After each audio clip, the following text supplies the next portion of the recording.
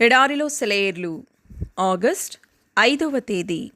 శోధింప సఖ్యము కాని క్రీస్తు ఐశ్వర్యమును. ఎఫెసీయులకు రాసిన పత్రిక 3వ అధ్యాయము 8వ వచనం. నా ప్రభు వద్ద గణిత శాస్త్రపు లెక్కకు, హేతువుకు, ఊహకు మరియు మాటలకు మించిన సంపద ఉంది. అవి పరిశోధింపజాలనివి. మీరు చూడొచ్చు, అధ్యయనం చేయవచ్చు, కొలవచ్చు.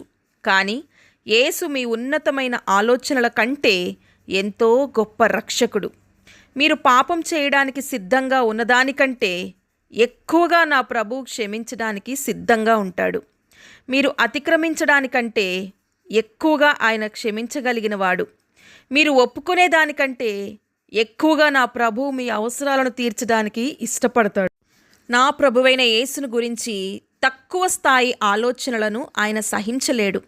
మీరు ఆయన తలపై కిరీటం ఉంచినప్పుడు ఆయనకు బంగారు కిరీటం తగినదైతే మీరు మాత్రం వెండి కిరీటాన్ని ఆయన తలపై ఉంచుతారు. మీకు అనుగ్రహించడానికి సంతోషపు సంపద నా ప్రభు దగ్గర ఉంది. ఆయన మిమ్మల్ని పచ్చిక గల చోట్ల పరుండజేస్తాడు. శాంతికరమైన జలముల యొద్ద నడిపిస్తాడు.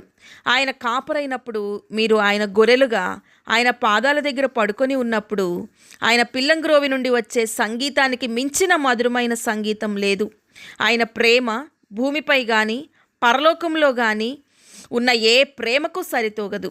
క్రీస్తును తెలుసుకోవడం, ఆయనలో కనుగొనడం, ఓహ్ ఇదే జీవితం, ఇదే సంతోషం, ఇదే కదా క్రొవ్వు మెదడు, ఇదే అతిగా శుద్ధి చేయబడిన ద్రాక్షారసం. నా యజమానుడు తన దాసులతో కఠినంగాను మోటుతనంగాను వ్యవహరించడు. ఒక రాజు మరొక రాజుకు ఇచ్చినట్లుగా ఆయన వారికి ఇస్తాడు. ఆయన వారికి 2 పరలోకాలను ఇస్తాడు. ఇక్కడ భూమిపై ఆయనకు సేవ చేయడంలోని పరలోకం, మరియు శాశ్వత కాలం ఆయనలో ఆనందించే పైనున్న ఆ పరలోకం.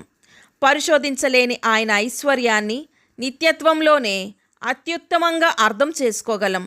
పరలోకానికి వెళ్ళే మార్గంలో మీకు అవసరమైన వాటన్నిటినీ ఆయన మీకు ఇస్తాడు. రాళ్ల యుద్ధ సామాగ్రి మీ రక్షణ స్థలం. మీ ఆహారం మీకు ఇవ్వబడుతుంది. మీకు నీళ్లు ఖచ్చితంగా ఇవ్వబడతాయి. కానీ విజయోత్సవ గీతాలు వినే చోట, విందు చేసేవారి కేకల దగ్గర అది ఉంది.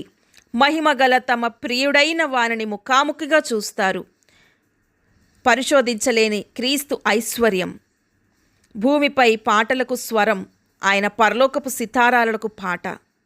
ప్రభువా, యేసును గురించి మరింతగా మాకు నేర్పించు. మేము ఆ శుభవార్తను ఇతరులకు చెబుతాం. దేవుడి మాటలను దీవించునుగాక. ఆమేన్.